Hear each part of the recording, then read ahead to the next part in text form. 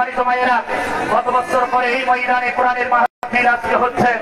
ঝিনাইদহবাসী, আজকে আপনাদের বিদায়ের আজকের এই ময়দান, কথা বলে ঠিক না?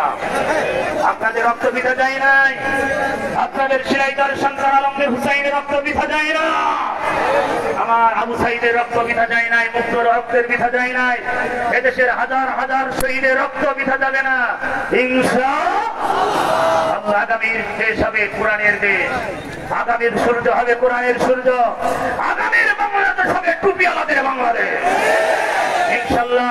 সেই কোরআন যদি সংসদে দেখতে চাই, আমার ভাইয়েরা, ঈমান মজবুত করতে হবে। এই হাতের এই আঙ্গুলটা যেন ঠিক রাখতে হবে। এই হাতের এই আঙ্গুল কোন আঙ্গুল? এই আঙ্গুলটা, বৃদ্ধ আঙ্গুলটা যেন ঠিক থাকে, তেলা করে যেন গাই রাস্তায় না চলে যায়, কথা ঠিক না? আমার ভাইরা, স্বেচ্ছাসেবক ভাইরা দ্রুত কালেকশন করেন, দ্রুত কালেকশন করেন, যারা দাঁড়িয়ে আছেন তারা দেবেন প্লিজ। সবাই আমার মা বোনদের ভিতরে যারা কালেকশন করছেন, সম্মানিত মায়েরা, আপনারা যা পারেন একটু দেন। আপনাদের কত সন্তান আজকে হসপিটালের বেডে কাঁদতেছে, কত গুলি, কত বুলেট, কত মার বুক খালি হয়ে গেল। আমার মা বোনদের আমি লক্ষ্য করে বলি, সম্মানিত ঝিনাইদহ মা বোনদেরকে, কুমারখালীর মা বোনদেরকে বলে, আপনারা যা পারেন আল্লাহ রাস্তে কোরআনের রাজ কায়েমের জন্য 10, 20, 50, 100 আপনারা দিতে পারেন। আজকের এই মাহফিল বাংলাদেশ জামাত ইসলামী ঝিনাইদহ ইউনিয়নের পরিষদ, এই ইউনিয়নের পক্ষ থেকে, ওরা কুমারখালী উপজেলার পক্ষ থেকে, ওরা কুষ্টিয়া জেলার পক্ষ থেকে আমরা আপনাদেরকে ধন্যবাদ জানাচ্ছি আজকের এই মাহফিল দেওয়ার জন্য। ধরে বলেন, কথা ঠিক কিনা? এখন বাংলাদেশে খালি মাহফিলই হবে, ওই সকিনার আর সরিনার গান চলবে না, কথা বলে ঠিক কিনা? আমি মমতাজের আসনে বলেছি, সেই মানুষটা 16 বছর যুবকদের বুক ফাটা ফেলছে, সেই মহিলা কই? আমার ভাইরা খুঁজে পাওয়া যাচ্ছে না। আমি বলেছি সর্বা সুরবা কোনো কথা নাই, গ্যারান্টি কিসাস আল্লাহ দিয়েছেন, আমরা কিসাস করে ছাড়ব, কথা বলো আমার ভাইয়েরা। এই জন্য আমাদের অন্তরে আছে বুক ভরা ভালোবাসা, ইকামতের দিন আছে বুক ভরা ভালোবাসা, ইসলামী আন্দোলন যারা করে তাদের আছে বুক ভরা ভালোবাসা। আসুন বুকের ভিতরে জড়িয়ে ধরবো, আমরা গুলি করবো না, কথা বলে ঠিক না? আসুন আল্লাহ পাক আমাদের সবাইকে কবুল করো। ঝিনাইদহবাসী, ঝিনাইদহবাসী দ্রুত কালেকশন শেষ করেন, দ্রুত কালেকশন শেষ করেন। ক্যামেরা ছোট করেন, ছোট করেন, ছোট করেন, হালকা হালকা হালকা ছোট করেন, হালকা সেভাবে আপনি যোগে করেন। আমার ভাইরা বড় ক্যামেরা গুলো ছোট করেন।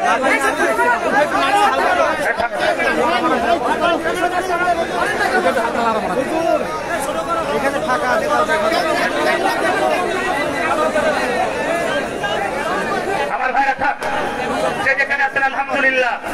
আমি দোয়া চাই, দোয়া করি। আমি আপনাদের কাছে অনেক কষ্ট দিচ্ছি, অনেক বন্ধুদের ভিতরে, প্রচন্ড গরমের ভিতরে রেখেছি। রাগ করেছেন আমাদের ভালোবাসা সরকার জন্য, চিল্লায় বলতে কার জন্য? আমি কুমারখালীবাসীর জন্য দোয়া করি। আমার উস্তাদ মাথার কাজ জনাব আলহাজ আব্দুল মালিক আজাদি সাহেব, জনাব অধ্যাপক মৌলানা আল হাফেজ মৌলানা আব্দুল ফিকার আলী সাহেব, অনেক শিক্ষক আসছেন, আমি তাদের জন্য দোয়া করি। এই ঝিনাইদহবাসীর মানুষের জন্য দোয়া করেন। আজকে বাংলাদেশ জামাত ইসলামী তিনি কুষ্টিয়া জেলার অভিভাবক জনাব অধ্যাপক মৌলানা আবুল হাসেন সাহেবের জন্য, আমার এই উপজেলার আমি জনাব হযরত জনাব আফজাল হুসাইন সাহেবের জন্য দোয়া করেন। আপনাদের সবার জন্য সুস্বাস্থ্য কামনা করেন, শহীদদের দোয়ার জন্য দোয়া করেন, যারা অসুস্থ তারা তাদের জন্য আমরা দোয়া করি, মা বোনদের জন্য দোয়া করি। আমি নিজের জন্য দোয়া চাই, মুফতি আমির হামজা ভাইয়ের জন্য দোয়া চাই। আমি আমার আলোচনা এখানে শেষ করছি। আবার দেখা হবে ইনশাআল্লাহ আগামী 29 তারিখে দিনে প্রোগ্রাম আমলাবাড়ি হাফিজিয়া মাদ্রাসা ময়দান। মুফতি আমির হামজা সাহেব বাদশাহর আলোচনা করবেন। আর রাতের আলোচনা জনাব হযরত জনাব আজিজুল ইসলাম জিহাদি বাংলাদেশের সেই বাদ আসবে ইনশাআল্লাহ। দেখা হবে ইনশাআল্লাহ। আসসালামু আলাইকুম ওয়া রাহমাতুল্লাহ। আলহামদুলিল্লাহ, সম্মানিত উপস্থিতি, আমরা যখন পর্যন্ত থেকে অত্যন্ত গুরুত্বপূর্ণ কথা শুনেছি। আল্লাহ পাক আমাদেরকে আমাদের তৌফিক দান করুক, সকলে আল্লাহুম্মা আমিন। এই পর্যায়ে সংক্ষিপ্ত আকারে এক মিনিট কথা বলার জন্য অনুরোধ করছি আমাদের সকলের শ্রদ্ধাভাজন আলহাজ হযরত মাওলানা জুলফিকার আলী সাহেব। আসসালামু আলাইকুম ওয়া রাহমাতুল্লাহ। বন্ধুগণ, আমার কোনো কথা না, আপনারা জানেন, পোস্টারে দেখেছিলেন আমাদের মোহতারাম জেলা আমির মহোদয় আজকের মাহফিলের প্রধান অতিথি ছিলেন। উনি যাওয়ার সময় আমার সাথে দেখা করে গেছে। সুরার অধিবেশন ঢাকা থাকার কারণে উনি ভোর রাত্রে ঢাকা চলে গেছেন। মজলিসে সুরার অধিবেশন ঢাকা থাকার কারণে ঢাকা চলে গেছে, এই জন্য তার জন্য দোয়া করবেন। তার পক্ষ থেকে এতটুকুই আমার জানানোর কথা। আগামী 9 তারিখে 5 গ্রাম কলেজ মাঠে আমির হামজার মাহফিল আছে দিনে, আপনারা যারা পারেন যাবেন। জি আলহামদুলিল্লাহ, এ পর্যায়ে আমাদের মাঝে সংক্ষিপ্ত আকারে অত্যন্ত গুরুত্বপূর্ণ কিছু কথা রাখছেন আমাদের একান্ত প্রিয় দায়িত্বশীল কুমারখালী উপজেলার সাবেক ভাইস চেয়ারম্যান এবং বর্তমান নায়েবে আমির কুমারখালী উপজেলার এবং সামনের জাতীয় সংসদ নির্বাচনের নমিনি খুকসা কুমারখালী আসনের আমাদের প্রিয় দায়িত্বশীল মোহাম্মদ আফজাল হোসাইন ভাই, আমি তাকে কিছু কথা বলার জন্য অনুরোধ করছি।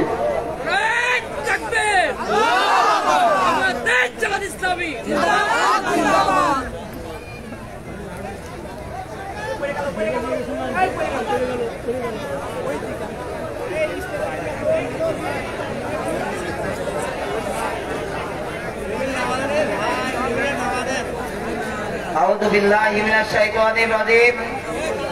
বিসমিল্লাহির রহমানির রহিম। বাংলাদেশ জামাত ইসলামী শিলাইদহ ইউনিয়ন শাখা কর্তৃক আয়োজিত আজকের এই বৈষম্য বিরোধী ছাত্র আন্দোলনে নিহত এবং আহত ভাইদের জন্য দোয়া অনুষ্ঠান এবং তাফসীর মাহফিলের সম্মানিত সভাপতি শিলাইদহ ইউনিয়ন জামাত ইসলামীর সম্মানিত আমির জনাব মাওলানা ইসহাক আলী, আজকের এই তাফসীর মাহফিলের মধ্যমণি বিশ্ববরেণ্য ইসলামী আলোচক বিশিষ্ট বক্তা জনাব মাওলানা আমির হামজা। আজকের অনুষ্ঠানে উপস্থিত কুমারখালী উপজেলা জামাত ইসলামীর সম্মানিত আমির জনাব আফতাবউদ্দিন মাস্টার সহ মঞ্চে উপবিষ্ট নেতৃবৃন্দ এবং শিলাইদহ এবং এই এলাকার জনতার একাংশ, আসসালামু আলাইকুম। আপনারা সবাই ভালো আছেন তো? আল্লাহ পাকের অশেষ মেহেরবানি যে আল্লাহ দয়া করে আমাদের এই তাফসীর মাহফিল উন্মুক্ত ময়দানে করার তৌফিক দান করেছে। আগামী দিনে বাংলাদেশে এই তাফসীর মাহফিল কেউ বন্ধ করতে পারবে না ইনশাআল্লাহ। প্রিয় দেশবাসী, আমি আপনাদেরকে বলতে চাই, এখন সময় এসেছে এই বাংলাদেশের জমিনে কোরআনের রাজ কায়েম করা। আগামীর বাংলাদেশ আল কোরআনের বাংলাদেশ হবে ইনশাআল্লাহ। আমি সবাইকে সেই আন্দোলনে সামিল হওয়ার আবেদন জানিয়ে আমার কথা শেষ করছি। আসসালামু আলাইকুম ওয়া রাহমাতুল্লাহ। জি আলহামদুলিল্লাহ, ভাইকে অসংখ্য ধন্যবাদ। এ পর্যায়ে আমাদের মাঝে সংক্ষিপ্ত আকারে কিছু কথা নিয়ে আসছেন আমাদের কুমারখালী উপজেলার ইসলামী আন্দোলনের অন্যতম রাহবার মোহাম্মদ আফতাবউদ্দিন আমির, কুমারখালী উপজেলা, বাংলাদেশ জামাত ইসলামী।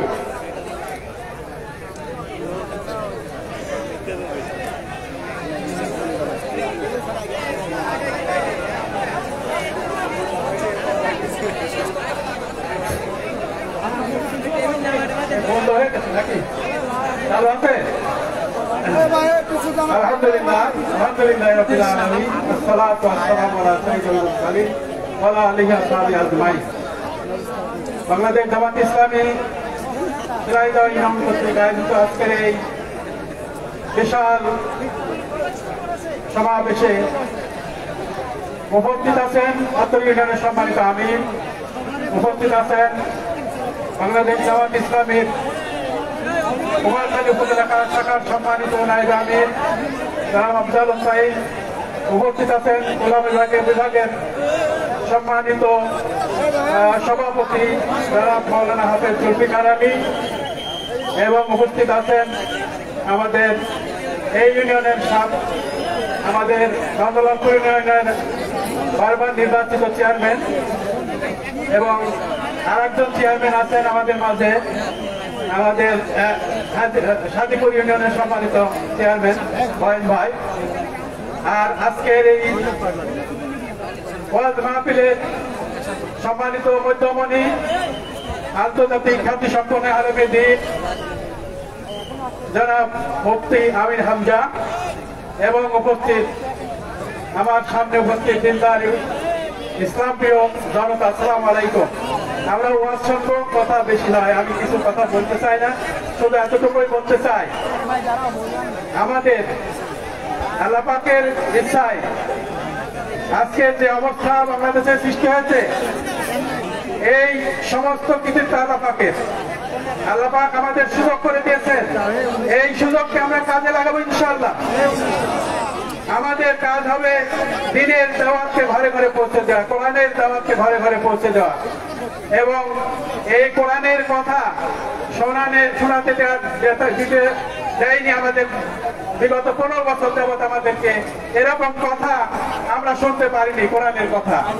আলহামদুলিল্লাহ এই যে তাফসীর মাহফিল শুরু হয়েছে, এখন যত বেশি পারা যায় কোরআনের কথা মানুষের কাছে পৌঁছে দিতে হবে। এই দায়িত্ব পালন করবেন তো আপনারা ইনশাআল্লাহ। আমরা যদি এই দায়িত্ব পালন করতে পারি তাহলে এই বাংলাদেশ আগামীর বাংলাদেশ কোরআনের বাংলাদেশ হবে, আগামীর বাংলাদেশ হবে জামাত ইসলামীর বাংলাদেশ হবে, আগামীর বাংলাদেশ সংসদ হবে কোরআনের সংসদ। আমি এই আশাবাদ ব্যক্ত করেই আমি আমার সংক্ষিপ্ত বক্তব্য এখানে শেষ করছি। সর্বশেষে আপনাদের সবার দোয়া এবং সুস্বাস্থ্য কামনা করে আমার কথা শেষ করছি। আসসালামু আলাইকুম রহমতুল্লাহ।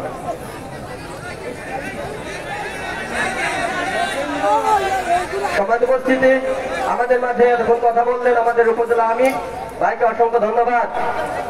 আর মাঠের ভিতরে যাদের কালেকশনে ব্যাগ দেওয়া হচ্ছে, ব্যাগগুলো আমাদের বাইতুল মাল সম্পাদক আবু হানিফ স্যারের কাছে জমা দেওয়ার জন্য অনুরোধ করছি। আর কথা নাই, এ পর্যায়ে আমাদের মাঝে কোরআন এবং হাদিস থেকে গুরুত্বপূর্ণ মূল্যবান বক্তব্য পেশ করছে আজকের এই অনুষ্ঠানের মধ্যমণি সকলের শ্রদ্ধাভাজন মুফতি আমির হামজা সাহেব। আমি জনাবকে আলোচনা পেশ করার জন্য সবিনয় অনুরোধ জানাচ্ছি। সবাই বসবে।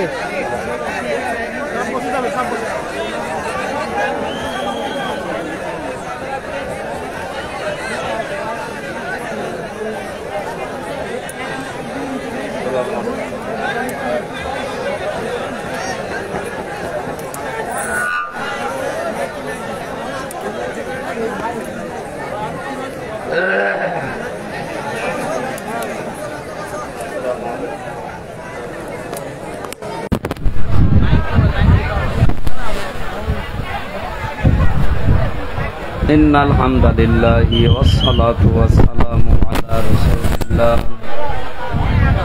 أما بعد فأعوذ بالله من الشيطان الرجيم بسم الله الرحمن الرحيم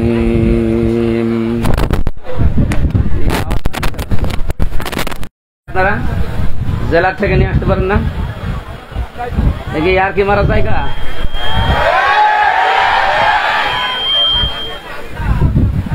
না, একটা আওয়াজ হলো।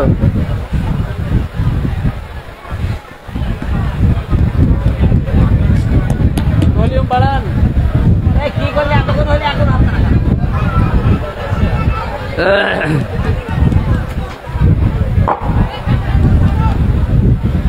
আসসালামু আলাইকুম ওয়া রাহমাতুল্লাহি ওয়া বারাকাতুহু।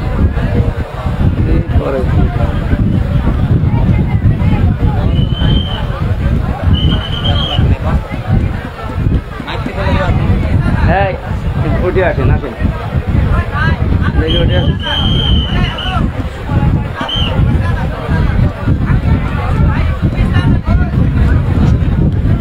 সমস্যা কি?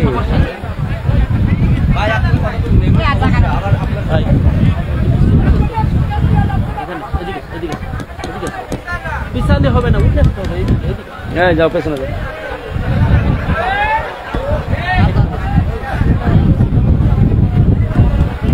তারপরও তো আওয়াজ নেই, এই আওয়াজ হবে না।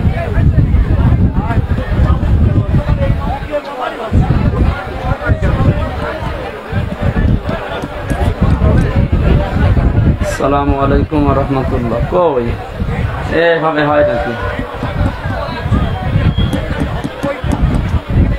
আসসালামু আলাইকুম ওয়া রাহমাতুল্লাহি ওয়া বারাকাতুহু। এইটা থাক, এইটা ধরো। খালি এটা আর এত বাঁধে হয় এইভাবে, এত দেবে কেন? এখানে দেওয়া যায় না এগুলো? খালি এটা ধরো, এইটা।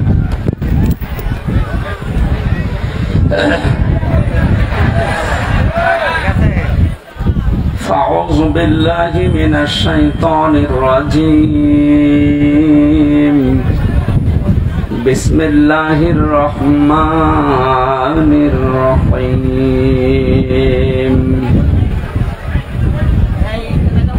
يا أيها الذين آمنوا اتقوا الله وكونوا مع الصادقين صدق الله العظيم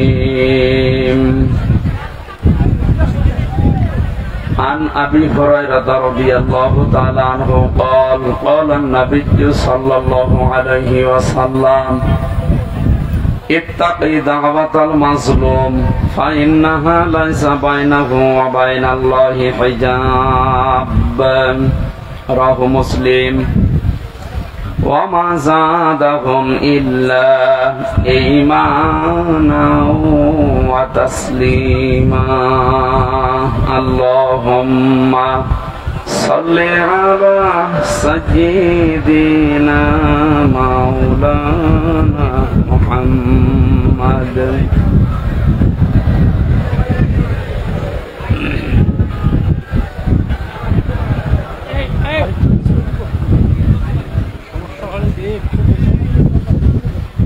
আলহামদুলিল্লাহ প্রাণপ্রিয় জেলা কুষ্টিয়া কুমারখালী থানার অন্তর্গত শিলাইদহ ইউনিয়ন পরিষদ মাঠে বৈষম্য বিরোধী ছাত্র আন্দোলনের নিহত শহীদদের মাগফিরাত এবং আহতদের সুস্থতা কামনায় মহাবিশ্বের মহাবিশ্বয় আমাদের মালিকের মুখের পবিত্র বাণী কোরআন কারীম তাফসীরুল কোরআন মাহফিলের স্বনামধন্য সভাপতি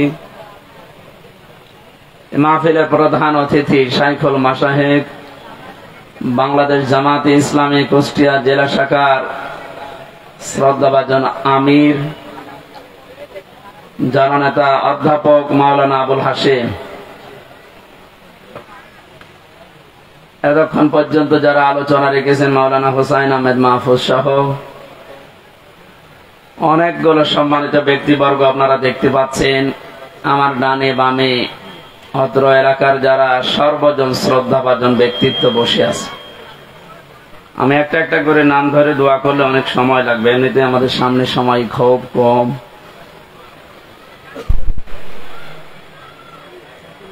শিক্ষক জিজ্ঞাসা করছিল এক ছাত্রকে, ওই ছেলে গোট বানান কর, বলছে sir A B C D F G H I J K L M N O P Q R S T O V W X Y Z. কি করলে? বলছে স্যার এর ভেতরে আছে, আপনি বানান করিনি। এখন যত নাম ধরে ধরে দোয়া করবো আমরা একবারে করছি, ওরা ফানা লাকা যিকরাক। অনেকগুলো মানুষ তো একটু জোরে বলেন আমিন। সামনে বসা মুসলমান ভাইরা, পর্দার আড়ালের সম্মানিতা মা এবং বোনেরা, প্রাণ প্রিয় কুষ্টিয়াবাসী, আল্লাহর দরবারে শুকরিয়া জানাচ্ছি যিনি আমাদের একটা মুক্ত পরিবেশ তৈরি করে দিলেন এদেশে। এই পরিবেশটা যেন আরো মুক্ত হয়, সেজন্য যা করণীয় এই সমস্ত কাজের প্রস্তুতিমূলক কোরআনে কারিমের আজকের আয়োজন। যাদের উদ্দেশ্যে দিয়েছেন আপনারা লিখে দিয়েছেন বৈষম্য বিরোধী ছাত্র আন্দোলনে নিহত এবং আহত মানুষের সুস্থতা কামনায়। শব্দ দুইটা দিয়েছেন, নিহত এবং আহত। এই যে বৈষম্য দূর করার জন্য পৃথিবীতে আমরা জানি যুগে যুগে নবীদেরকে আল্লাহ যে পাঠিয়েছিলেন যে সমস্ত উদ্দেশ্য নিয়ে, তার ভেতরে এইটাও ছিল, তারা বৈষম্য দূর করার জন্য এসেছিলেন। এইটা থাকার কারণে আজ হাজারো মানুষ আমরা নীরবে জুলুমের শিকার হয়েছিলাম। বাংলাদেশের প্রত্যেকটা দিক এবং বিভাগে আমরা দেখতে পেয়েছি যোগ্যতা থাকার পরেও বৈষম্যের শিকার হয়ে দুর্বিষহ জীবনযাপন করে চলেছিলাম, বিশেষ করে এই 17 বছর। কথা বুঝতেছেন? দেওয়ালে যখন একেবারে পিঠ ঠেকে গেছে তখন আমরা শেষ পর্যন্ত দাঁড়িয়েছি যে না, এই বৈষম্য আর চলতে দেওয়া যাবে না। বিশ্ববিদ্যালয়ে আমরা জানি অনার্স মাস্টার্সকে যারা যে মানুষগুলো ফার্স্ট ক্লাস ফার্স্ট হয় তাদেরকে শিক্ষক হিসাবে রেখে দেওয়া হয়। তো বাস্তবতা এমন জায়গায় পৌঁছিয়েছিল আপনি ফার্স্ট ক্লাস ফার্স্ট না, তার উপরেও যদি কিছু হয়ে থাকে, আপনার ব্যাকগ্রাউন্ড যেটা আছে দলীয় পরিচয় যদি না থাকে, আপনি ফেরেশতা আজরাইল জিবরাইল হলেও আপনাকে ওই জায়গায় দেবে না। অথচ যে জায়গায় যে চেয়ারটা, এখানে যদি ওই রকম যোগ্য মানুষ না বসিয়ে, যার রোল নাম্বার 71, কত, একটা ছেলে এসে বই খাতা ব্যাগ ম্যাগ সব নিয়ে হেড স্যারকে বলছে, স্যার হয় ছুটি দেন না আমি গেলাম। মানে হেড স্যার তাকিয়ে দেখছে যে পজিশনে আছে, ওরে ছুটি দিলেও যাবে ও না দিলেও যাবে। তার রোল নাম্বার কত? বলছে স্যার 71। 71 মানে ক্লাসে ছেলে মেয়ে কয়টা? 71টা। 71টা ছেলে মেয়ে, ওর রোল নাম্বার 71। ও খুব ভালো ছাত্র, ওর জীবনে কোনো উদ্দেশ্য আছে, কোন এম আছে? বৈষম্য শব্দটা যে কত নিকৃষ্ট শব্দ, বাস্তবে আমরা এখন টের পাচ্ছি। সব জায়গায়, শুধু শিক্ষা ব্যবস্থা না, প্রত্যেকটা দিক এবং বিভাগে এই শুরু হয়ে গিয়েছিল। এই জুলুম অত্যাচারের বিরুদ্ধে যে মানুষগুলো জীবন দিয়ে গেল, বিশেষ করে আবু সাইদ সহ, মুগ্ধ ভাই সহ যতগুলো মানুষ জীবন দিয়েছে, এদেরকে আল্লাহ শাহাদতের সর্বোচ্চ মাকাম যেন দান করে। এই জায়গায় যেন কেউ ফতোয়াবাজি করবেন না যে না ওরা একেবারে মারা গেল, তো শহীদ হয়েছে। কে বলেছে শহীদ হয়নি? বলতে না চান এ কথা কখনো বলবেন না যে ও মারা গেছে। শহীদরা মরে না। বালা হিয়াউন ইনদা রাব্বিহিম ইউরযাকুন। আল্লাহ বলেন ওরা জীবিত এবং আমি আল্লাহর কাছে খাবার খাই। খাবার খেলে আমরা জানি আমার শরীরে রক্ত গোশত তৈরি হয় না, হয় না? এটা যে হয় তার প্রমাণ নবীজির চাচা হযরতে হামজা রাদিয়াল্লাহু তাআলা আনহু, তাকে 70 টুকরা করেছিল। তার লজ্জাস্থান পর্যন্ত কেটে কেটে 3 টুকরা করেছে। এই ছেলে এখানে এক জায়গায় করেছিলেন, নবীজি দেখলেন কয়েক টুকরা পাওয়া যাচ্ছে না, যতটুকু পাওয়া যায় লাশটা সাজিয়ে রেখে দিয়েছিল সামনে। নিজের চাদরটা খুলে মাথা থেকে হাঁটু পর্যন্ত ঢাকা ছিল, বাকিটা আর ঢাকা যায় না। পাহাড়ের লতা পাতা দিয়ে নবীজি নিজে নিচের অংশটুকু ঢেকে দিলেন, কবরে দিলেন, ডাক দিয়ে বললেন, মাবুদ, এ আমার চাচা হামজা, জন্মের আগে আমার বাবাকে আমি হারিয়েছি, জন্মের কিছুদিন পরে আমার মা, তোমাকে আমি আহ্বান জানাই মাবুদ, তুমি আমার চাচার উপরে রাজি হয়ে যাও। কথাটা শুনতে যত ছোট মনে হচ্ছে, এ ব্যাপকতা কিন্তু অনেক বেশি। বিশ্ব নবী নিজে দাঁড়িয়ে বলছে, আল্লাহ এ চাচার উপরে আমি রাজি আছি, এখনো পর্যন্ত খুশি আছি, আল্লাহ তুমি নিজেও রাজি হয়ে যাও। আল্লাহ খুশি না হয়ে পারবে? নবীজি তো কোনোদিন কথা বলা লাগেনি, শুধু মনের ভেতরে কামনা আসলেই কবুল হয়ে গেছে। অথচ আজকে নিজে তিনি দোয়া করছেন। কবর দেওয়ার 30 বছর পর একবার তার কবর ভেঙে গিয়েছিল মদিনায় ব্যাপক ঢলের কারণে। এ রক্তের স্রোতধারা আসছিল। ছোটবেলায় যারা তার সাথে যুদ্ধ করেছিল আজকে তারা বড় হয়ে গেছে। এই মুরব্বী মানুষগুলো রক্ত অনুসন্ধান করতে গিয়ে দেখে 30 বছর আগে মুহাম্মদুর রাসূলুল্লাহর চাচা হযরতে হামজা রাদিয়াল্লাহু তাআলা আনহু উহুদের ময়দানে জীবন দিয়েছিলেন। যেখানে যেখানে কাফেরেরা তাকে টুকরা টুকরা করেছে, ওই জায়গাগুলো দিয়ে ফিনকি দিয়ে রক্ত বের হচ্ছে। মুসলমানেরা যদি খাবার উনি না খাবে, আল্লাহ যে রিজকের কথা জানিয়েছেন, বালা হিয়াউন ইনদা রাব্বিহিম ইউরযাকুন, তারা জীবিত এবং আমি আল্লাহর কাছে তারা রিজিক পায়। ওরা যদি রিজিকই না পাবে, তাহলে আমার শরীর থেকে রক্ত আসলো কোত্থেকে? আমি 4 দিন আগে ছিলাম গাইবান্ধার গোবিন্দগঞ্জে। ওখানে সাব্বির নামে ইসলামী ছাত্র শিবিরের এক ভাই 1 মাস আগে শহীদ হয়েছিল। আজকে 5 তারিখ।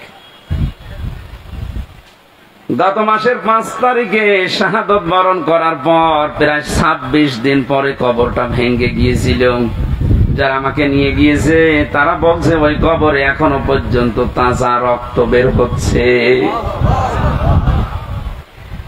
শাহাদত শব্দটা অনেক কঠিন এবং গুরুত্বপূর্ণ শব্দ। শাহাদত যারা বরণ করেছে এ মানুষগুলোকে মরে গেছে কখনো বলবেন না, এই জন্য তো শহীদ শব্দ লিখেছে। যারাই মারা গেল, যারা শহীদ হয়ে গেল, এ মানুষগুলোকে মৃত বলতে মুখ দিয়ে আল্লাহ নিষেধ করে শুধু শেষ করেননি, মানুষ যেন ধারণাও না করে, এই জন্য ধারণার উপরও আল্লাহ দিয়েছেন নোটিশ।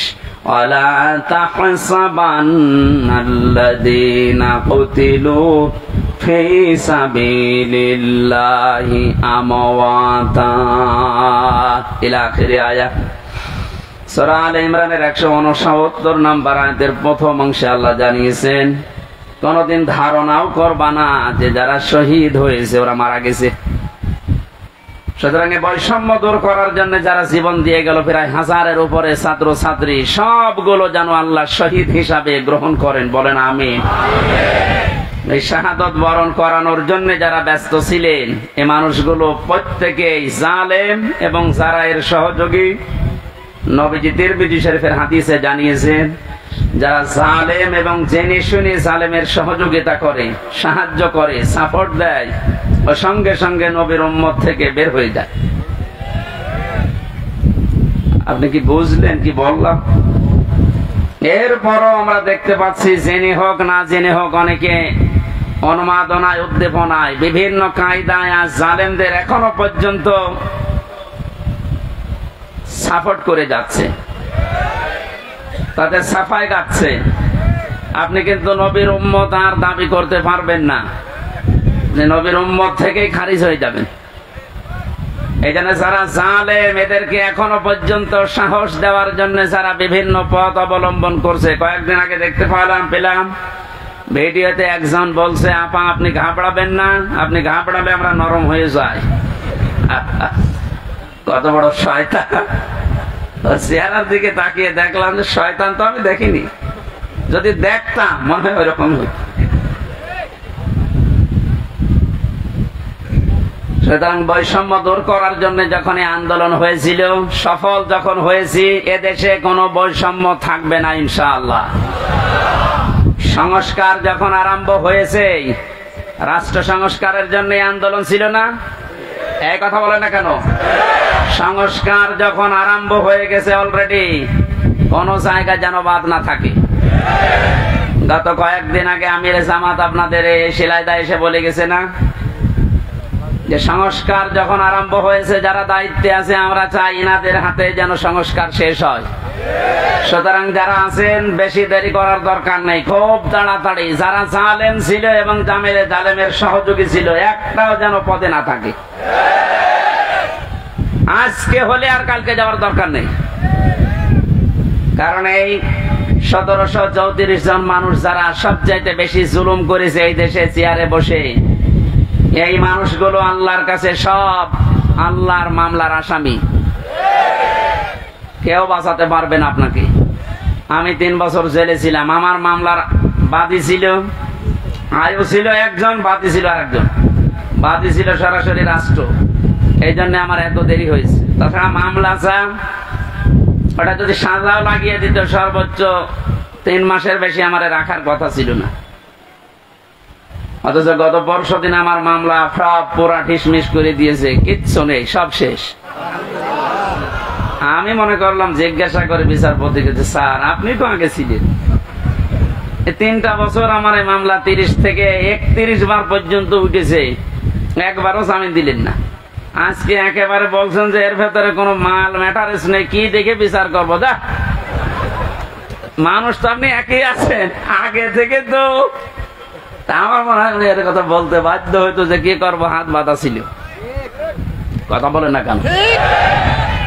একটা রাষ্ট্র কত বড় দুর্নীতিগ্রস্ত হলে জাতীয় মসজিদের খতিব পর্যন্ত পালিয়ে যায়।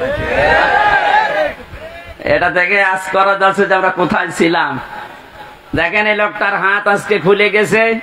এতদিন যে লোকটাকে বারবার অ্যাডভোকেট যারা, উকিল যারা, ব্যারিস্টার যারা কত রিকোয়েস্ট করেছে, কত যুক্তি দেখিয়েছে যে একদম পরিচিত মানুষ, এটা গোপনে কিছু করে না।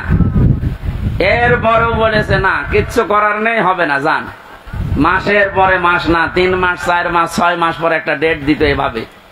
অথচ টাকা পয়সা দিয়ে এগিয়ে এগিয়ে এগিয়ে গিয়ে 30 থেকে 31 বার তুলেছে, দেয়নি। এই লোকটা গত কয়েকদিন আগে যেভাবে সব দিয়ে দিলে, এই যে মোবাইলটাও দিয়েছে, 3 বছর আটকিয়ে রেখেছিল, গত বর্ষ দিন দিয়ে দিয়েছে। আমি ভাবলাম যে আল্লাহ, এইরকম হাত বাঁধা লোক এদেশে আর নেই, আছে মানে সব জায়গায়। সুতরাং হাত যাদের খুলে গেছে, আপনি যেন আর হাত বাঁধা না হয় এই কাজ করবেন।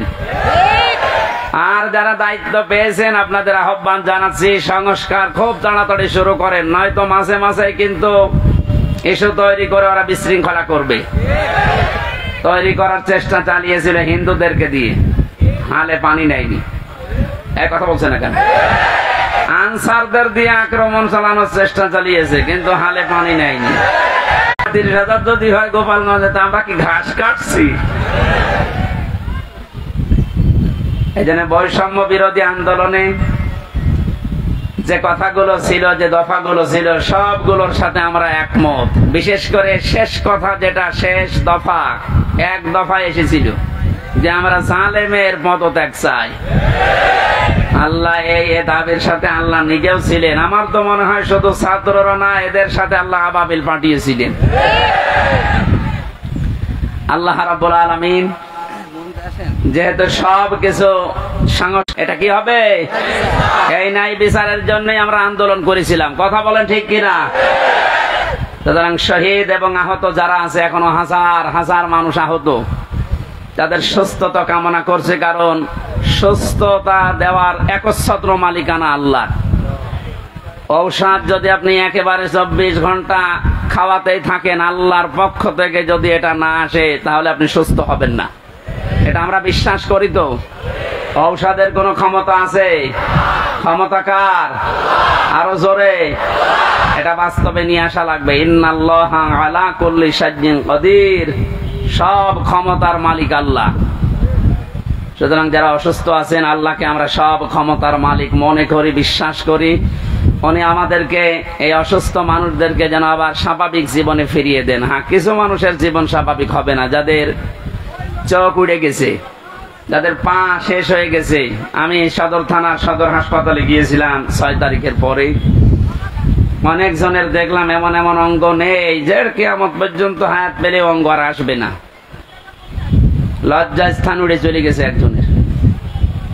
এই যে আমাদেরকে মুক্ত জীবনে ফিরিয়ে দেওয়ার জন্য এত বড় স্যাক্রিফাইস যারা করেছে, বাংলাদেশে জামাত ইসলামী কুষ্টিয়া জেলা শাখার উদ্যোগে যে একটু সহযোগিতার হাত বাড়িয়েছিল, প্রত্যেকটি পরিবারে অন্তত 2 লক্ষ করে টাকা দিয়ে একটু দাঁড় করিয়েছে। এদেশে টাকা আলা মানুষ আর নেই? বলেন। এখনো স্বাভাবিক অবস্থায় আমরা ফিরতে পারলাম না। যারা এই মুক্ত জীবন এনে দিল, তারা এখনো কাতরাচ্ছে। আর যে মানুষগুলোর কিছু হয়নি, এরা আন্দাজে লাফাচ্ছে যে না, সব বন্ধ করে এখন আমাদের এই জিনিস দাও। এরা আর এক জালেম। কথা বলেন। আমান আযলামু মিম্মান মানাআ মাসাজিদাল্লাহি আন ইউযকারা ফিহা ইসমুহু ওয়া সাআ ফি খারাবিহা ইলা আখির আয়াত, সূরা বাকারা। না, বিভিন্ন জায়গায় কাদা আছে, থাকে, এভাবে শোনা যাচ্ছে না? এভাবে শোনেন ভাই, এইটু পরে আজান দেবে, এইভাবে শোনেন। আমি গতানুগতিক কথা বলি না, আমি যা বলি ওখান থেকে শিক্ষা নিয়ে আসি। ভালো করে খেয়াল করেন তো। এই যে 2700 মানুষের জীবনের বিনিময়ে তাদের আহত হওয়ার পরিবর্তে আমরা এই মুক্তভাবে এই ময়দানে এখন কথা বলছি। বাংলাদেশ জামাত ইসলামী কুষ্টিয়া জেলা শাখার উদ্যোগে কয়েকদিন আগে এই যে কুষ্টিয়া শহরের এতিমখানায় 500 আলেমকে দাওয়াত দিয়েছিল, সব ঘরনা। সবাই এসেছিল কম বেশি। 2.5-3 ঘন্টা একাধারে আলোচনা হয়েছে আলেমদের। কোনো বাধা নেই, কোনো পাহারাদার নেই, কোনো সিকিউরিটি লাগে নাই। অথচ আগস্টের 5 তারিখের আগে এরকম 500 না, 5 জন এক জায়গায় হলে কত রকমের মামলা হয়ে যেত। আপনি টের পাচ্ছেন কোথা থেকে আল্লাহ কোথায় এনে দিয়েছে? এই বাস্তবতা যাদের জন্য, তাদের খোঁজ খবর নিতে যাও না। এদের জন্য এখন মসজিদে দোয়া হয়, কোরআনে কারিমের দাস হয়, সেগুলো এখন অনেকে উল্টাপাল্টা ফতোয়া দিয়ে বন্ধ করার চেষ্টা করছে। আমাদের জেলায় না শুরু হলেও আশপাশ জেলায় অনেককে বলছে ওমান আযলামু মিম্মান মানাআ মাসাজিদাল্লাহ। আল্লাহ বলেন বড় জালেম দেখতে চাও? আমরা তো অধিকাংশ মানুষ মনে করি আয়না ঘর যারা তৈরি করেছিল ওরা বড় জালেম। হ্যাঁ, মাস্ট বি, ওরা বড় জালেম। ওদের চাইতে আল্লাহর কাছে বড় জালেম ওইটা যে লোকটা আল্লাহর ঘর মসজিদে তার নাম, তার জিকির, তার আলোচনা করতে বাধা দেয়। এগুলো এখন নতুন ভাবে অনেকে তৈরি করার চেষ্টা করছে। আপনি থামেন। ওকে আল্লাহ কিন্তু বড় জালেম বলে নাই, আপনাকে বড় জালেম বলে ইঙ্গিত দিয়েছে। কোরআনে কারিমের সূরা বাকারা 1 নাম্বার পারা 18 নাম্বার পৃষ্ঠা 17 নাম্বার পৃষ্ঠা 3 নাম্বার লাইনে আছে যে আল্লাহর দৃষ্টিতে বড় জালেম ওই লোকটা যে আল্লাহর ঘর মসজিদে আল্লাহর কোরআনের কথা, আল্লাহর নামের কথা, জিকিরের কথা বলতে দেয় না। এটা যাতে রেকর্ড হচ্ছে, কালকে সারা দেশে যাবে। সবাইকে আমি আহ্বান জানাচ্ছি, আপনারা থামবেন। এত বড় কঠিন জুলুমের ভেতরে ওই 17 বছরে আল্লাহর ঘর মসজিদে কেউ কোরআনের কথা বাধা দিতে সাহস পায়নি। আপনি সাহস পাচ্ছেন কোত্থেকে? সুতরাং আপনি থামবেন। তো জালেমরা যেমন মুসলমানদের শত্রু হয়ে বিদায় নিয়েছে, আপনিও শেষ পর্যন্ত শুধু মুসলমানদের না আল্লাহর টার্গেটে পড়বেন। কারণ জালেমরা টার্গেট কার? এটাকে আমি বানালাম? বলেন। কোরআনে কারীম জানিয়েছে ইন্নামাস সাবিলু আলাল্লাযিনা ইয়াযলিমুনান নাস ওয়া ইয়াবগুনা ফিল আরদি বিগাইরিল হক উলাইকা লাহুম আযাবুন আলীম। সূরা শুরার 42 নম্বর আয়াতে আছে, আল্লাহ বলেন অবশ্যই আমি আল্লাহ নিজে বাদী হব, মামলা দেব, কেস করব। টের পাচ্ছেন কত ওজনওয়ালা শব্দ এটা? আল্লাহ নিজে মামলা দায়ের করবে, নিজে কেস করবে তাদের বিরুদ্ধে ইয়াজলিমুনান নাস, যারা মানুষ হয়ে মানুষের উপরে জুলুম করছে। আল্লাহ পাক ইয়াজলিমুনাল মুসলিমুনা দেয় নিজে, যারা মুসলমানদের উপরে জুলুম করেছে তারা আল্লাহর মামলার আসামি না। ইয়াজলিমুনান নাস এটা বহু, ইয়াজলিমুনা এটা মুজারে, বর্তমান, ভবিষ্যৎ, প্রেজেন্ট, ফিউচার। এখন যারা জুলুম করছেন, ভবিষ্যতেও যারা করবেন, আপনি কিন্তু এদেশে হামজার মামলার আসামি না, আপনি সরাসরি আল্লাহর মামলার আসামি। আমি আপনাকে বাঁচাতে এসেছি, এরপরও যদি উল্টা বোঝেন নিজের কপালে নিজে আগুন লাগাবেন। আমার কথার অর্থ বুঝতেছেন নাকি আন্দাজে ঠিক বলেন? আলহামদুলিল্লাহ। সুতরাং আবার আহ্বান জানাচ্ছি, বৈষম্য বিরোধী ছাত্র আন্দোলনের সংস্কার করার জন্য যারা উদ্যোগ নিয়েছিল, যাদের দায়িত্ব আমরা দিয়েছি, আপনারা খুব তাড়াতাড়ি করেন। কারণ এই জালেমরা যতদিন পর্যন্ত এখানে থাকবে ততদিন পর্যন্ত নতুন ইস্যু তৈরি করার চেষ্টা চালাবে। যারা পৃথিবী শান্ত হয়ে যাওয়ার পরও অশান্ত করার জন্য চেষ্টা চালায়, এই মানুষগুলো আয়াতের দ্বিতীয় শব্দে তারা আল্লাহর মামলার আসামি। ওয়ায়াবগুনা ফিল আরদি বিগাইরিল হক। পৃথিবী শান্ত হয়ে যাওয়ার পরে যারা অশান্ত করার জন্য বিদ্রোহ করে বেড়ায়, সংখ্যালঘুর নাম নিয়ে যা শুরু করেছিলেন, আমিরে জামাত অলরেডি ঘোষণা দিয়েছে এদেশে কোন সংখ্যালঘু সংখ্যাগুরু নেই। সুতরাং এই ইস্যু বাদ দেওয়া লাগবে। এদেশে সংখ্যাগুরু সংখ্যালঘু আছে না? নেই। এদেশে যে জন্ম নিয়েছে সে এদেশের বৈধ নাগরিক। আমি আমির হামজা 96% মুসলমানদের ভেতরে যেমন অধিকার পাবো একজন হিন্দু 4%, তাতে কি সে একই অধিকার পাবে? এক কথা বলছেন। এটা যখন বুঝে ফেলেছে, দেখছে না এ তো হালে পানি নাই না, ওটা বাদ দিয়েছে। এরপরে নামিয়েছে ডাক্তারদের, ওটাও পারছে না। এরপরে নামিয়েছে আনসারদের, ওটাও যখন পারে না, আমার মনে হয় ওদের যা চরিত্র, কিছুদিন পরে গলন্দ ঘাটের এই বেশ্যাদের নামাবে। খুব সাবধান থাকা লাগবে। আমি একটু খোলামেলা বলে ফেললাম, কারণ চরিত্র ওদের ওই রকমই, ওদের যা চরিত্র ওই রকমই। ঈমান যাদের ভেতরে আছে তারা 3টা কাজ কখনো করতে পারে না, এটা কোরআনে কারীম জানিয়েছে। সূরা ফুরকানের ভেতরে আছে 19 নম্বর পারার 4 নম্বর পৃষ্ঠা 14 নম্বর লাইনে। আপনি বাড়িতে যে তাফসীর মিলিয়ে দেখবেন। ইমান যাদের আছে কয়টা কাজ করতে পারে না? আরো জোরে। এই তিনটা কাজ যদি করে ফেলে তাদের শাস্তি আল্লাহ দেবেন ডবল। এই এখানে গল্প বন্ধ করো, একেবারে নড়াচড়াও বন্ধ। ওয়াল্লাযীনা লা ইয়াদউনা মা'আল্লাহি ইলাহান আখার। আল্লাহ পাক বলেন ঈমান যাদের আছে এই পৃথিবীতে তারা আল্লাহ বাদে অন্য কাউকে ডাকতে পারে না। এটা অন্যান্য জেলার কথা বাদ দিলাম, আমাদের জেলাতে এখন আস্তে আস্তে তৈরি হয়েছিল রাষ্ট্রীয় ভাবে, অনেকে নিজের অর্থ দিয়ে হলেও এই কাজটা প্রতিষ্ঠিত করার চেষ্টা চালাচ্ছিল। এই যে আপনাদের থানায় মাজার আছে না, লালনের মাজার, কত মানুষ বাংলাদেশের বিভিন্ন প্রান্ত থেকে এসে না জেনে আয়াতটা পুরা উল্টিয়ে ডাকতো, আল্লাহ বাদে অন্য কাউকে ডাকা জায়েজ। আরো জোরে। আপনি বুঝে ডাকেন আর না বুঝে ডাকেন, আপনার শাস্তি ডবল হবে যদি এখনো বন্ধ না করেন। বাংলার বিভিন্ন প্রান্তে গণাটা এখনো পর্যন্ত অনেকে জারি রেখেছে। গত পরশুদিন চট্টগ্রামের নূরে বাংলা আর ওই যে জাঙ্গি হুজুর এমন পিটানি খেয়েছে, ইসলামের নাম নিয়ে শয়তান গুলো আল্লাহর নামটা পুরা পাল্টিয়েছে। ওরা আল্লাহর নামে কিছুক্ষণ জিকির করার পরে পরে ইয়া আলী বাবা, শাহ আলী বাবা, আগলা বাবা, পাগলা বাবা আন্দাজে জিকির বানাতো।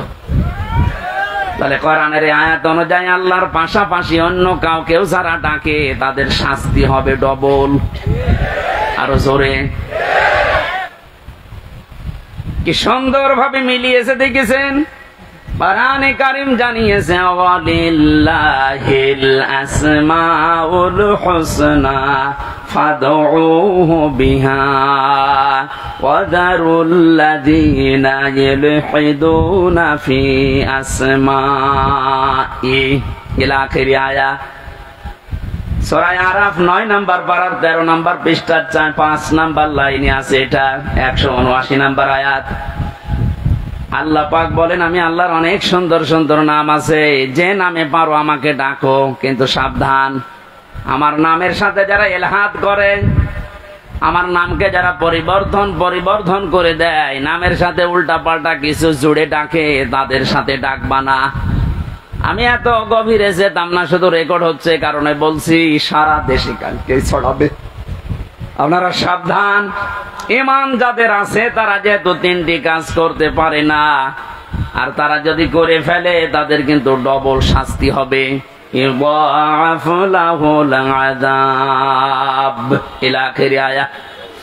আল্লাহ পাক বলেন তাদের শাস্তি আমি ডবল দেব। 1 নম্বরের গোনা পেলাম যারা আল্লাহর সাথে অন্য কাউকে ডাকে। 2 নম্বরে ওয়াল্লাযীনা লা ইয়াদউনা মা'আল্লাহি ইলাহান আখারা। আল্লাহর সাথে যারা অন্য কাউকে ডাকছেন এখনই আপনি থেমে যাবেন। 2 নম্বরে এই পৃথিবীর ময়দানে কোন মানুষ যেন জিনা না করে। কি না করে? এটা ছিল না? আপনি দরবেশের দিকে তাকিয়েছেন, এত বড় বড় দাড়ি, আরে শেষের জীবনটা যেগুলো দেখলাম যদি সত্য হয় উনি পুরাটা জেনায় ছিলেন। কারণ যে স্বামীর কাছ থেকে তার স্ত্রীকে কেড়ে জোর করে বিয়ে করেছে ও আসল স্বামী তো এখনো তালাকি দেয়নি।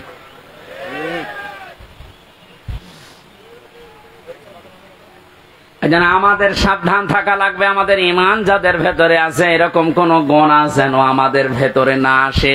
মুমিন মরে যেতে পারে কিন্তু জিনা করতে পারে না। শুধুমাত্র লজ্জা স্থানের জেনাটাই জেনা না, হাতের জেনা আছে, মুখের জেনা আছে। হাতের জেনা কি? কোন বেগানা মহিলাকে আপনি হাত দিয়ে যদি স্পর্শ করেন জেনা করার গুনাহ হবে। চোখ দিয়ে যদি ওই রকম নিয়তে দেখেন তাহলে জেনা করার গুনাহ হবে। অন্তরে যদি ওইরকম কোন ধারণা নিয়ে আসেন জেনা করার গুনাহ হবে। জেনা করলে শাস্তি কয়টা বললাম? ডবল। বলেন, আরো জোরে বলেন। আমরা যেন মেনে নিতে পারি এরকম মন মানসিকতা আল্লাহ আমাদের দান করুন, বলেন আমিন। আমি আবার বলছি শেষ কথা, বৈষম্য বিরোধী আন্দোলনে যে সমস্ত দফাগুলো ছিল সংস্কার করার জন্য, এটা রেকর্ড হচ্ছে বলে বারবার বলছি, যারা আছেন তাড়াতাড়ি করেন, নয়তো এরকম কলু আবার তৈরি করবে। প্রধান বিচারপতিকে দিয়ে একবার চেষ্টা চালিয়েছিল, ছাত্রদের জন্য পারে নাই। আমার তো এই যে 8টা 9টা ইস্যু তৈরি করার যা শুরু করেছিল বিদ্রোহ, আমি দেখলাম সবগুলো আল্লাহ নিজে যেন হ্যান্ডেলিং করছে। সুতরাং যখন কাজ হচ্ছে না আপনারাও থামেন। জালেম তো বিদায় নিয়েছে। কোরআনে কারিমের অনুষ্ঠানে হাজার হাজার মানুষকে নিয়ে আল্লাহর কাছে বলছে, আল্লাহ কিয়ামতের আগে যেন এদেশের চেয়ারে আর কোন জালেম না আসে। বলেন, আমির জামাত তো এই দিকে ইঙ্গিত দিয়েছিলেন যে এক জালেমের হাত থেকে মুক্ত হয়ে যেন আমরা অন্য কোন জালেমের হাতে না পড়ি। অথচ কিছু মানুষ নিজের দিকে এটা নিয়ে উল্টা পাল্টা ফতোয়া দিচ্ছে। আরে ভাই, আপনার নাম বলেছে, তাহলে আপনি নিজে অবশ্যই ঠাকুর ঘরে কে রে, আমি তো বলা খাই। আপনার নাম বলেছে যে আপনি এই চেয়ারে বসলে আপনি জুলুম করবেন, তার মানে আপনি করবেন, এই জন্য আপনার ভয় হচ্ছে। ওনার দূরদর্শিতা সম্পর্কে আপনি জানেন না, তাই উল্টা পাল্টা ধারণা করেন। আমি ওইদিকে আর গেলাম না। সুতরাং আমরা যেন সাবধান থাকি। দরুদ পড়ছি আমাদের নবী মুহাম্মদ রাসূলুল্লাহর উপরে, যাকে আল্লাহ পরা কোরআনে বিশেষ ভাবে 7টা নাম ধরে ডাক দিয়েছিলেন। তার 1 নম্বরে নাম ছিল ইয়াসিন। নাম কি? এখানে কুমারখালী ফাজিল মাদ্রাসা এবং আশপাশের দাখিল আলিম মাদ্রাসার কত সুপার সহ সুপার মাওলানা বসে আছে। ইয়াসিন এটা আল্লাহর ঘোষণা দেওয়া শব্দ। ইয়া হরফে নেদা, ইয়া মানে হে, সিন মানে সাজ্জেদ, সাজ্জেদ মানে নেতা। তাহলে আল্লাহর ঘোষণা দেওয়া নেতা এই পৃথিবীতে মাত্র একজন। কয়জন? এ শব্দের ব্যাখ্যা করতে গিয়ে তাফসিরে কাবির আল্লামা ফখরউদ্দিন রাজি রহমতুল্লাহ আলাইহি লিখেছেন, ইয়াসিন শব্দের 5টা অর্থ আছে। ইয়াসিন মানে সাজ্জেদুল আলামিন, সাজ্জেদুল বাশার, সাজ্জেদুল কাউনাইন, সাজ্জেদুল আম্বিয়া, সাজ্জেদুল মুরসালিন। তার মানে আল্লাহ বোঝাতে চেয়েছেন, পৃথিবীর মানুষেরা যদি মনে করো যে আমি পৃথিবীতে বাস করি, নবীকে আমার মানাই লাগবে, অন্য কোন জগতে গেলে আর মানা লাগবে না। না, ইয়াতানাজ্জালুল আমরু বাইনাহুন্না, প্রত্যেকটা আসমানে আমার আল্লাহর বিধিবিধান নাজিল হচ্ছে। ওই সমস্ত সৃষ্টির জন্য আলাদা বিধান আছে। কেউ যদি মনে করে আমি মঙ্গল গ্রহে বাস করি, আমি চাঁদের দেশে থাকি, আমার তো ওখানে নবীকে নেতা মানা লাগবে না, আদর্শ মানা লাগবে না। না, এই জন্য সাজ্জেদুল আলামিন দিয়েছেন বহু বচন। আপনি যে কোন গ্রহে বাস করেন না কেন, সেখানে মুহাম্মদ রাসূলুল্লাহকে আপনাকে নেতা মানাই লাগবে। এই শব্দটা আমি কয়েকবার উচ্চারণ করলাম, খেলা করার জন্য না। আলেমরা বসে আছে, আহ্বান জানাচ্ছি তাদেরকে, আল্লাহর ঘোষণা দেওয়া নেতা যেহেতু একজন, এই জন্য এই নেতাকে মেনে নেওয়া নামাজের মতো ফরজ। এই কথা বলেন, এটা যারা ঠিক করতে পারছেন না, আপনার নামাজ হবে না। কারণ কিয়ামতে যে বিচারের সিস্টেম গুলো, ধাপ গুলো আমরা দেখেছি, কিয়ামতের সর্বপ্রথম মানুষকে আল্লাহ তার নিজের সামনে যখন দাঁড় করাবেন, 10 জন 20 জন 50 জন না, প্রতিটি মানুষকে আল্লাহ নিজের সামনে দাঁড় করাবে স্রেফ একা একা। অকুল্লুহুম আতিহি ইয়াউমাল কিয়ামাতি ফারদা। আল্লাহ পাক বলেন সূরা মরিয়মের 95 নম্বর আয়াতে আছে, কিয়ামতে প্রতিটি মানুষকে তার সামনে আল্লাহ দাঁড় করাবেন স্রেফ একা একা। কয়জন করি? বলেন বলেন। আপনি এটা নিজের সাথে এখন মিলান তো। আর রাজনৈতিক ভাবে আপনার পরিচয় আলাদা আলাদা আছে, আপনি তো মানুষ, মিলান এই আয়াতটা। এখনই ময়দানে মাহশার কায়েম হয়ে গেছে। আল্লাহ আপনাকে যদি ডাক দিয়ে নিজের সামনে দাঁড় করায়, আপনার যে অবস্থা আছে, যে বাস্তবতা আপনি তৈরি করেছেন, বলেন তো আপনার আল্লাহর সামনে দাঁড়িয়ে পেছনের জীবনের হিসাব দিতে পারবেন? বলেন। আমি একা একা থাকলে মাঝে মাঝে ভাবি, আল্লাহ তুমি যদি বলো হামজা 2024 সালের আগস্ট মাসের 31 তারিখ পর্যন্ত তোরে মাফ করে দিলাম, যা। শুধু সেপ্টেম্বরের 1 থেকে 5 তারিখ, এই 5 দিনের হিসাব দিয়ে তুই জান্নাতে চলে যা। আমার যা ইমান আমল, আমার যা বাস্তবতা, আমার তো মনে হয় 5 দিনের হিসাব দেওয়া সঠিকভাবে সম্ভব না। আপনারা পারবেন না? আপনারা পারবেন? কাবা শরীফ যখন তাওয়াফ করে মানুষ, এই যে হাজী সাহেব বসে আছে, কত 6টা চক্করে মানুষ বলে আল্লাহকে, আল্লাহুম্মা ইন্না আলাইয়া হুকুকান ফীমা বাইনি ওয়া বাইনিকা।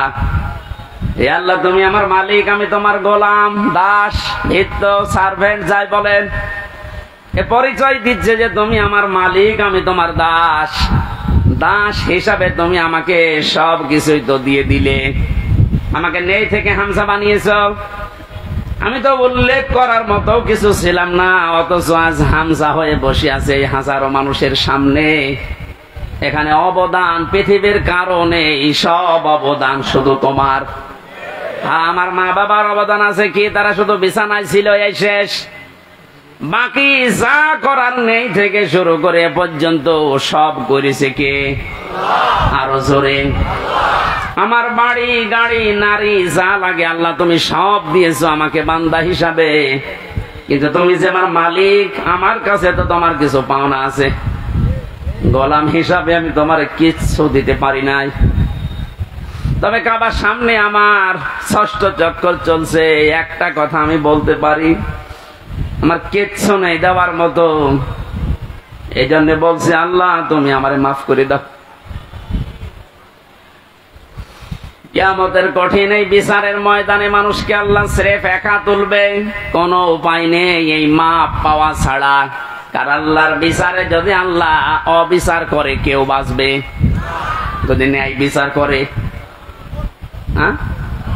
না না, আল্লাহর বিচারে তো অবিচার নেই। ন্যায় বিচার করলেও কোনো মহারথী ক্ষমা পাবে না।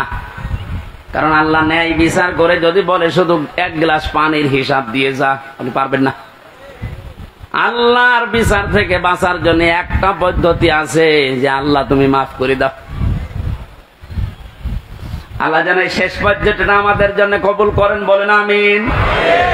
এবার আসেন যে কথাটা বোঝার জন্য পর্যন্ত এসেছিলাম, কিয়ামতের বিচারের দ্বিতীয় ধাপে আল্লাহ এবার আর একা ডাকবেন না।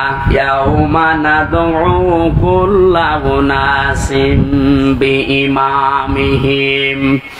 সূরা বানী ইসরাঈল 15 নম্বর পারার 8 নম্বর পৃষ্ঠা 3 নম্বর লাইনের 72 নম্বর আয়াতের প্রথম অংশে আছে। এটা ফি জিলালিল কোরআনের তাফসিরে আছে, বিস্তারিত আছে, আমি শুধু সামারাইজ করে বলছি। কিয়ামতে প্রতিটি মানুষকে এবার বিচারের দ্বিতীয় ধাপে আল্লাহ ডাকবে তার নেতার সাথে। এটা যদি রাজনীতি মনে করে কেউ চলে যান, আপনার কপালে আগুন লাগবে। আল্লাহর কসম, এটা শুধু দুনিয়ার সাথে না, আখিরাতের সাথে রিলেটেড। এই জন্য আমি একটু তুললাম, নয়তো বলতাম না। কিয়ামতের ময়দানে আল্লাহ যখন মানুষকে তুলবে, প্রতিটি মানুষকে এবার দ্বিতীয় সিস্টেমে তুলবে তার নেতার সাথে। কার সাথে? কুমারখালীবাসী আগে নেতা, এরপরে কর্মী। আপনার বিবেককে এবার প্রশ্ন করেন তো, আপনি যে নেতার আদর্শ মেনে চলেন, যার পেছনে স্লোগান দেন, যাকে রায় দিয়ে ভোট দিয়ে নেতা বানিয়েছেন, এই লোকটার যে চরিত্র, এর যা সুরাত সিরাত, আর এর যা ইমান আমলের অবস্থা, ও যদি আল্লাহর সামনে দাঁড়ায়, আপনি তার পেছনে, ওরে দেখলেই তো আল্লাহ রাগ হয়ে যাবে। ও বলছে ঠিক, তার মানে ও ধরা খেয়ে বসে আছে। ও যদি এখনই বলে ঠিক যে আমি যারে মানি ওরে আল্লাহ দেখলে আল্লাহর রাগ হবে, আপনি তো ধরা খাবেন। কথা তো সত্যি, এইটাই আসল কথা। আপনি যারা ধরা না খান, সুতরাং এমন মানুষের পেছনে থাকা লাগবে, এমন মানুষকে আদর্শ হিসাবে সামনে নিয়ে আসা লাগবে, যারে দেখলে আল্লাহ খুশি হয়ে যায়। এখন এই লোকটাকে আফজাল সাহেব, এখন দেখেন তো আফজাল সাহেবের কাটিতে পড়ে কিনা। সারা নেশা 5 নাম্বার পারা 6 নাম্বার পৃষ্ঠা 9 নাম্বার লাইনের 59 নাম্বার আয়াতের প্রথম অংশে আছে, ইয়া আইয়ুহাল্লাযীনা আমানু আতিউল্লাহা ওয়া আতিউর রাসূলা ওয়া উলিল আমরি মিনকুম। আল্লাহ ইমানদারকে ডাক দিয়েছেন, ইমানের দাবি করো, তে পূরণ করবা না। তোমাদের দাবি হচ্ছে তোমরা আল্লাহর ইতাআত করো, রাসূলের আনুগত্য করো, আর উলিল আমর তোমাদের ভেতরে যারা নেতৃত্ব দেয় এদের মেনে চলো। কুষ্টিয়াবাসী, বাংলাদেশের 64 জেলার ভেতরে এই কুষ্টিয়াকে আমি বেশি ভালোবাসি, কারণ এই জেলাটা আমার। আমি চাই আপনারা বাঁচেন, বেঁচে থাকেন, যেন জাহান্নামী হয়ে না যান। এই যে আতিউ, এটা কিন্তু ভার্ব, এটা ফেল, এটা ক্রিয়া। এই শব্দটা আল্লাহ নিজের নামে রাসূলের নামে দিয়েছেন, উলিল আমরের আগে দেননি। কি কথা বলেন না কেন?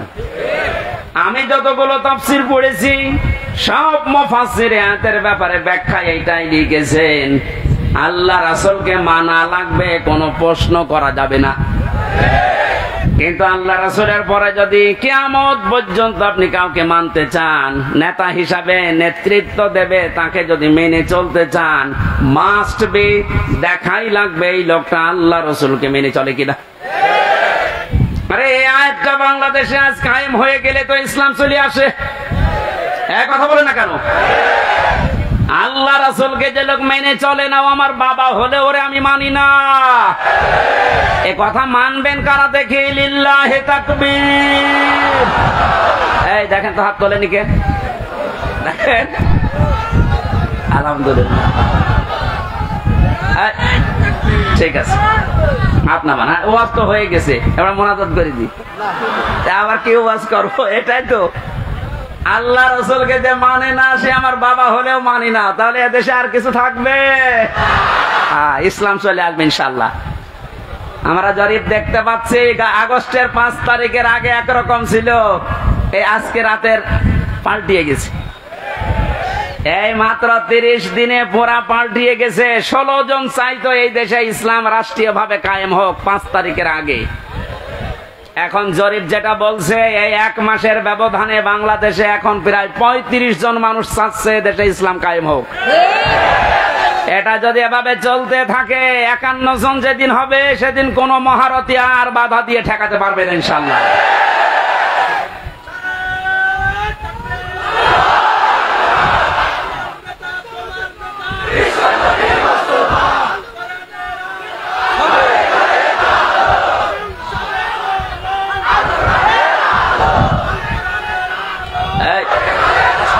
কথা বলতে দেন।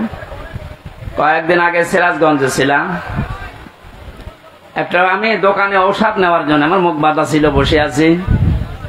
একটা লোককে বলছে, ভাই যে আমির হামজা আসতেছে, ওয়াজ শুনতে যাবেন না? উনি জবাব দিয়েছে, ওয়াজ কি শুনতে যাব, গেলে তো রাজনীতি হবে। চিন্তা করেন তো, ওর মন মানসিকতা কোন দিকে। আমি কি রাজনৈতিক দলের কোন লিডার?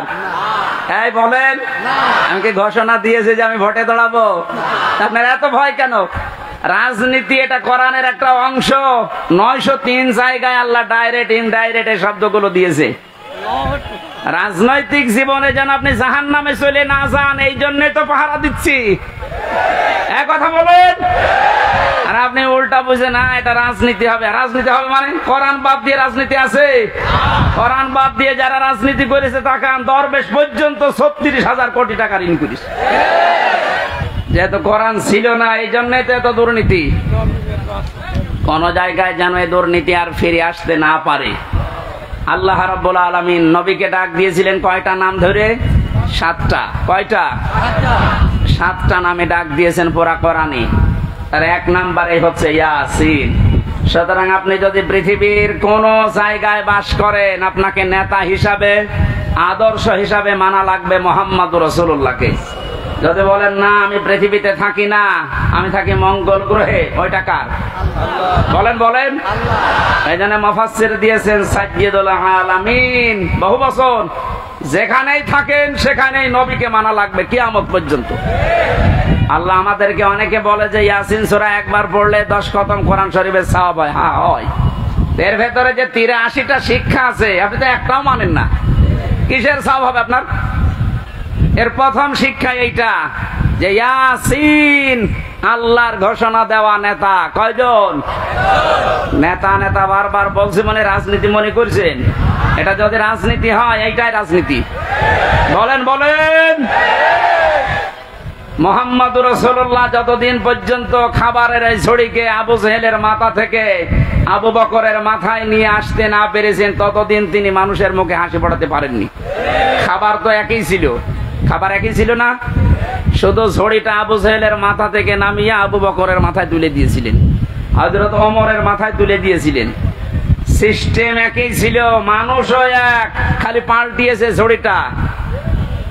ওর জামানায় থাকতে মানুষ না খেয়ে মরিছে, আর হযরতে আবু বকর ওমরের জামানায় এসে মানুষ না খেয়ে মরিছে।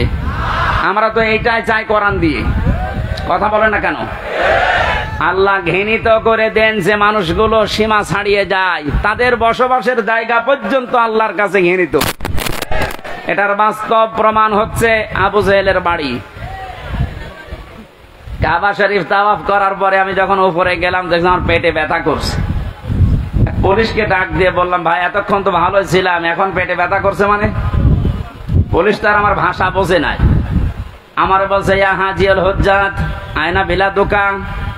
ও হাজি, দেশ কোথায়? জি তুমি বাংলাদেশ, বাংলাদেশ থেকে এসেছি। ওর ভাষা দিয়ে আমারে বোঝাচ্ছে, ভাই হাজি সাহেব আপনি জানেন না এটা কোন জায়গা? না তো। আবু জেহেলের বাড়ি। আপনি এখনো পায়খানা না করে দাঁড়িয়ে আছেন, তাড়াতাড়ি করেন।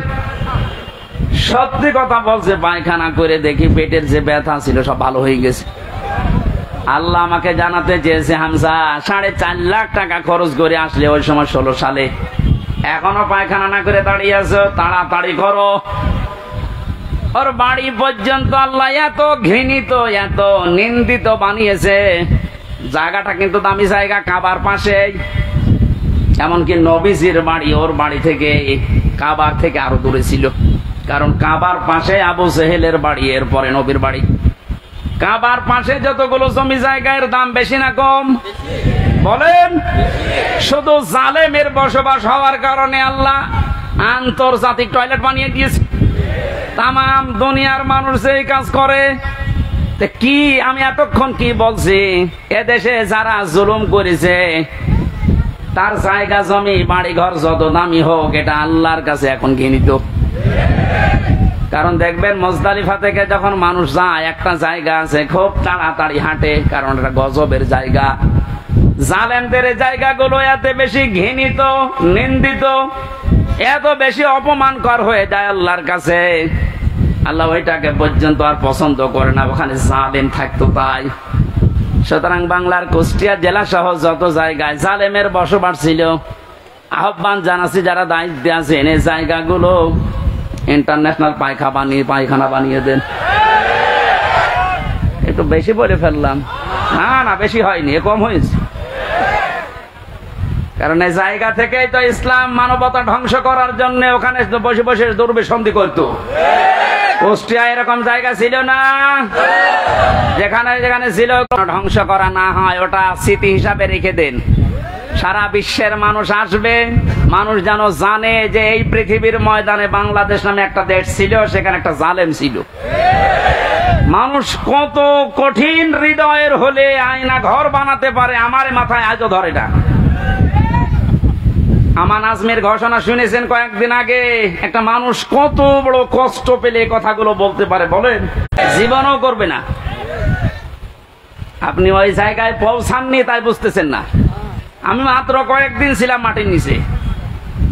এতে আচরণ মানুষের, এখানে যারা থাকে এরাও কিন্তু মানুষ, এরা শুধু একটু উপরে উঠবে, পথ পাবে, এই কারণে এত কঠিন আচরণ করতো। মুফতি ফখরুল ইসলাম আমার সাথে ছিল যতদিন, উনি বলছিল, ভাই আমারে নিয়ে এই পায়ের ভেতর দিয়ে হাত দিয়ে সামনে যে রড আছে রডের সাথে লাগিয়ে তালা লাগিয়ে দিত। 24 ঘন্টা তালা লাগানো। পায়খানা প্রসাবের জন্য মাত্র 1.5 মিনিট সময় দেয়, খাবারের জন্য অতটুকু সময় দিয়ে, তারপরও যে খাবার 3-4টা তরকার দিয়ে মনে হচ্ছে কে মাখিয়ে দিয়েছে। জেলে আমার সাথে পাশাপাশি যখন বেড ছিল, আমারে বলতো, হামজা আমার মাঝে মাঝে মনে হতো আল্লাহ ওরা আমাকে যদি মেরে ফেলুক, কিন্তু এটা যদি একটু শুতে দিত। এই যে শুয়ে থাকা, এটা যে কত বড় নিয়ামত আমি ওই 3 মাসে বুঝেছিলাম। একটা দিনও আমাকে কাজ হইতে দেয়নি। 24 ঘন্টা ঘুমালে তাড়াতাড়ি আবার ডেকে দেয়। আমার 11 ঘন্টা টাঙিয়ে রেখেছিল হাতের ভেতরে হ্যান্ডকাপ দিয়ে, তাও পেছনে। পায়ের ভেতরে ডান্ডা বেড়ি লাগিয়ে কালো কাপড় দিয়ে সক্স পড়তে দেয়নি। জোহর, আসর, মাগরিব, এশা সব নামাজ আমি ইশারায় পড়েছিলাম। ও কখন সময় হচ্ছে কখন সময় হয় না আমি তো কিছু জানি না, কারণ মাটির নিচে কঠিন পরিস্থিতি তৈরি করে। এখনো অনেকে বলছে হ্যাঁ কি করেছে যে ওর পালিয়ে যাওয়া লাগলো। কি করেছে মানে আপনি টের পাচ্ছেন কি করেছে? চলেন আপনারা 10 দিন একটু রাখি, কি করেছে আপনাকে দেখাবো।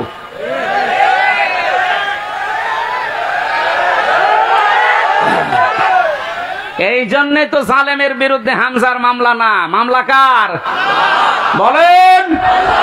সুতরাং এর জালেমেরা এরা কিন্তু টার্গেট হামজার না, এ টার্গেট আল্লাহর। এই জন্য তো এত ভয়। যেদিন আমার রায় দিয়ে পুরা মামলা ঢিসমিস করে দিয়েছে ওই দিন আমার মামলার আয়োগকে কল দিয়েছিলাম। এতদিন ওরে আমি স্যার বলতাম, এখন থেকে উল্টা করে আমারে স্যার বলছে। কি হয়েছে? হুজুর মাফ করে দেন। মাফ করে দেন মানে আমার ধরার পর আমার বাবার কাছ থেকে বলেছিলেন যে আর মামলা দেব না, 50 লাখ 10 লাখ টাকা দেন। আমার বাবা তো গ্রাম্য মানুষ, সঙ্গে সঙ্গে 8 লাখ টাকা দিয়েছে। ওই টাকাটা ফেরত দেন। আপনি মাফ চাচ্ছেন, টাকাটা আগে ফেরত দিয়ে যান, তারপরে মাফ হবে। এই কাউন্টার টেররিজমের যে কয়টা দায়িত্বশীল ছিল এগুলো মানুষের মধ্যে পড়ে না, এগুলো জানোয়ারের চাইতেও খারাপ। আমি নাম ধরেই বলছি, এই মনিরুল, এই আসাদুজ্জামান, ডিসি মান্নান, হারন তো 3 ইঞ্চি। ওর নাম মুখে উচ্চারণ করাও ঠিক না। এই শয়তান এত উপরে উপরে দেখা তো রিমান্ডে এসে মনে হয়তো তো ফেরেশতা, অথচ ভেতরে ভেতরে যে আলেমদের এত বড় ক্ষতি করেছে। ওই যে ছোট হুজুর যেটা মাদানি, ও আমার সাথে প্রথমে 2 মাস ছিল। আমার বলছে হামজা ভাই আমারে নিয়ে গেল রাত 12:30টার দিকে হাতের ঝিলে, পোড়া উলঙ্গ করেছে আমারে, আমার হাতে সিগারেট ধরিয়ে দিয়েছে, আর 2 পাশে ব্যারিকেড দিয়ে কেন কোনো গাড়ি আসতে না পারে। একটা অর্ধ উলঙ্গ মেয়ে লোক কোথা থেকে নিয়ে এসে আমার পাশে দাঁড় করিয়েছে, ছবি তুলতেছে যে এটা সকালে ছেড়ে দেব, মানুষ বুঝবে দেশে যে হুজুর কত খারাপ। ও ছোট মানুষ তো, বয়স আমার সেম সেম, আমার 32 ও 30। ওই সময় হাও মাও করে কাঁদছিল ওই ফাঁসির কন্টেম সেলের ভেতরে। আমারে বলছে হামজার আমি তো একেবারে অসহায়, যে কেউ নেই। বললাম এক এসআই কে ডেকে, ভাই আপনারা যা করছেন এটাকে হারুন স্যার জানে? জানে না মানে উনি তো করছে। মজলুম অবস্থার দোয়া কবুল হয় আমার বিশ্বাস আছে। মন থেকে বড় দোয়া করলাম, আমার যা যা ওরা দেখেছে, আল্লাহ আমার সাথে যারা জড়িত এদেরকে তুমি ওইভাবে অপমান করু। আল্লাহ করায়নি। হারুনের রাস্তায় বের হওয়ার আর সম্ভাবনা আছে? ওর নাম এখন মানুষ হারুন ভুলে গেছে, ওর নাম এখন 3 ইঞ্চি। মহিলারা পর্যন্ত জিকির করছে 3 ইঞ্চি 3 ইঞ্চি। কত অপমান করবে আল্লাহ বলে। সেদিন কুষ্টিয়ার জেলা আমির অধ্যাপক আবুল হাশেম সাহেব একটা আয়াতের ব্যাখ্যা করছিলেন আলেমদের সমাবেশে। অনেক জালেমরা মনে করেছিল চেয়ারে ছিলাম এমন হয় আল্লাহ আমাদের ভালোবেসেই দিয়েছে। আমার কুষ্টিয়ার সদর থানায় যেদিন ওই সে 11 সালে প্রথম গ্রেপ্তার করে, আমি সুদের বিরুদ্ধে বলেছিলাম, এই আমার অপরাধ ছিল। আমার শিবির করে, শিবিরের ক্যাডার রক্কাইটে বেড়ায় আন্দাজে। এগুলো নিয়ে যখন নিয়ে গেল আমারে বলছে ওসি সাহেব, ওই সময় আসাদুজ্জামান নামে এক ওসি ছিল, গোপালগঞ্জে বাড়ি। আমারে বলছে হুজুর কুলিল্লাহুম্মা মালিকাল মুলকি তুতিল মুলকা মান তাশা, এই আয়াতের অর্থ বলেন তো। বললাম আল্লাহ যারে চায় তারে ক্ষমতা দেয়, যারে চায় নামিয়ে দেয়। আমারে বলছে এটা আপনি মানেন তো? মানি না মানে? হাসিনা যে এখন আছে এটা আল্লাহ চেয়েছে, জায়গা মতো হাত দিয়েছে। শয়তান যাতে মাতাল হলো তার ঠিক আছে, কোন দিকে নিয়ে গেছে দিয়েছেন। কথা শেষ করার পরে আমি যেটা এখান থেকে বের করতে পারি, ওনারা বোঝাতে চায় যে আল্লাহ আমাদেরকে দয়া করে, ময়া করে, মহব্বত করে, ভালোবেসে এই চেয়ারে রেখেছে। আমরা যা করছি এ কোনো অসুবিধা নেই, আল্লাহ আমাদেরকে। কথা বলে না কেন?